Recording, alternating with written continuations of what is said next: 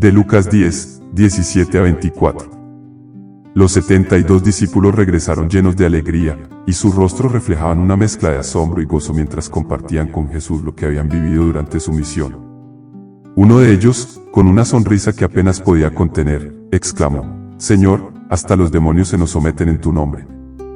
Sus palabras resonaron entre los demás, quienes, emocionados, asintieron con entusiasmo, narrando episodios donde habían visto el poder del nombre de Jesús manifestarse de maneras sorprendentes.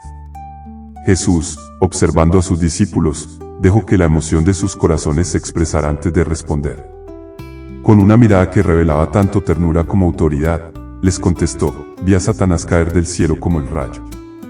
Sus palabras cayeron como una revelación sobre los discípulos, quienes, al escucharlas, sintieron la profundidad de la lucha espiritual en la que estaban inmersos.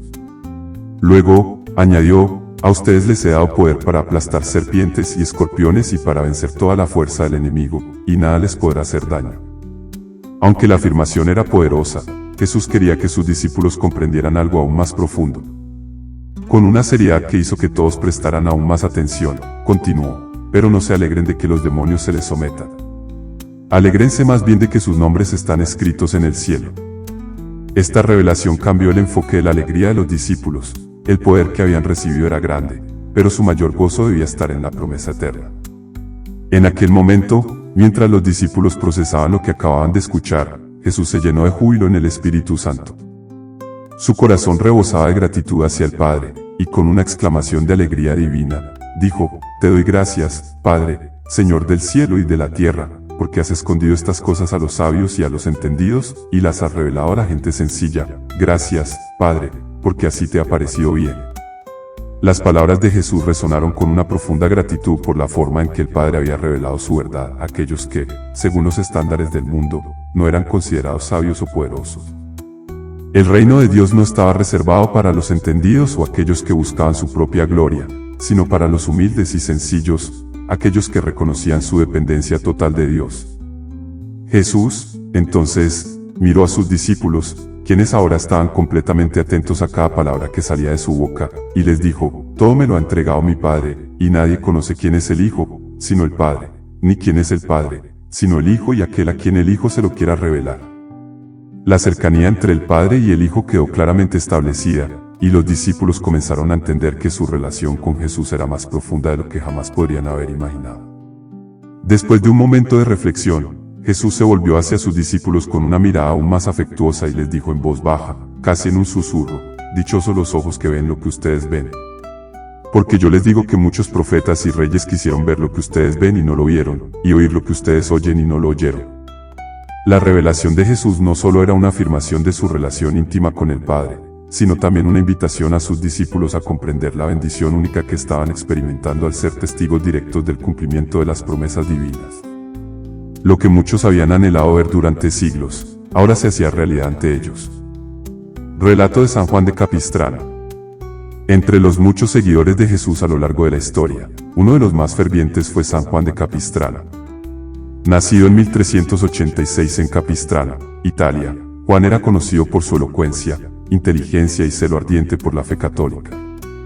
En sus primeros años, fue nombrado gobernador de Perugia y se dedicó al servicio público, pero una crisis política y un encarcelamiento cambiaron su vida para siempre. Mientras estaba en prisión, reflexionó profundamente sobre su vida y, tras su liberación, decidió entrar en la orden franciscana, abandonando toda aspiración mundana. La vida de San Juan de Capistrano fue un reflejo de lo que Jesús les enseñó a sus discípulos en Lucas 10, 17 a 24. A través de su ministerio, Juan enfrentó múltiples desafíos, desde la predicación del Evangelio en tiempos de herejías hasta la confrontación directa con enemigos visibles e invisibles. Pero su confianza no residía en el poder que tenía para vencer a los herejes o incluso a los ejércitos en batalla, sino en su absoluta certeza de que su nombre estaba inscrito en el cielo. Uno de los momentos más destacados de su vida ocurrió durante la amenaza del Imperio Otomano, cuando Europa estaba bajo la sombra del avance turco. Juan, ya de avanzada edad, fue llamado a predicar en defensa de la cristiandad. En 1456, ante el asedio de Belgrado, Juan se unió al ejército liderado por el héroe militar Hunyadi. Aunque no era un soldado, su fervor y fe se convirtieron en el alma de la resistencia cristiana. Los ejércitos cristianos estaban en desventaja numérica y, para muchos, la situación parecía desesperada. Sin embargo, San Juan de Capistrano, con una cruz en alto y el nombre de Jesús en sus labios, se paró en el frente de las tropas, predicando con fervor la confianza en el poder de Dios. Con voz firme, repetía las palabras del Evangelio de Lucas: a ustedes les he dado poder para aplastar serpientes y escorpiones y para vencer toda la fuerza del enemigo, y nada les podrá hacer daño. Los soldados, inspirados por su fe inquebrantable, tomaron estas palabras como un mandato divino. Bajo la dirección espiritual de Juan, el ejército cristiano, contra todo pronóstico, derrotó a las fuerzas otomanas, marcando un punto de inflexión en la historia de Europa. Sin embargo, lo que más destacaba de San Juan de Capistrano no era su éxito en la batalla física, sino su humildad y su constante recordatorio a todos de que la verdadera victoria no estaba en derrotar a los enemigos visibles, sino en saber que sus nombres estaban escritos en el cielo. Incluso después de la victoria en Belgrado, cuando muchos lo aclamaban como un héroe, Juan mantenía una actitud de profundo agradecimiento a Dios, reconociendo que todo lo logrado era por gracia divina y no por mérito propio. El resto de su vida lo dedicó a la predicación, fundando comunidades y fortaleciendo la fe de los cristianos. Para él, cada victoria terrenal era solo un reflejo de la mayor victoria espiritual que se ganaba en el cielo. Su vida fue un testimonio constante de las enseñanzas de Jesús en Lucas 10, recordándonos que el mayor gozo no está en las victorias que podamos obtener aquí en la tierra, sino en la certeza de que somos conocidos y amados por Dios, y de que nuestros nombres están escritos en su reino eterno. San Juan de Capistrano falleció el 23 de octubre de 1456, poco después de la victoria en Belgrado, pero su legado espiritual perdura. Su vida, como la de los 72 discípulos que regresaron llenos de alegría, es un testimonio del poder que viene de una vida entregada a Dios y de la verdadera alegría que se encuentra en el conocimiento de que estamos inscritos en los cielos, por la misericordia de nuestro Señor.